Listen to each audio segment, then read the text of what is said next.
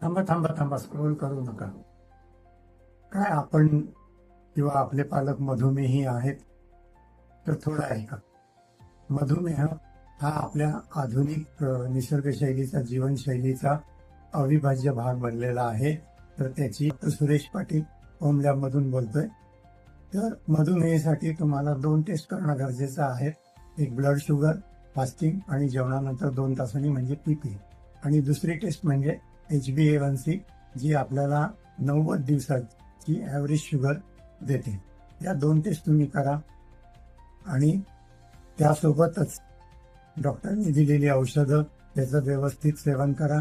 आणि जोडीला सकाळी उठून पायी चालण्याचा व्यायाम.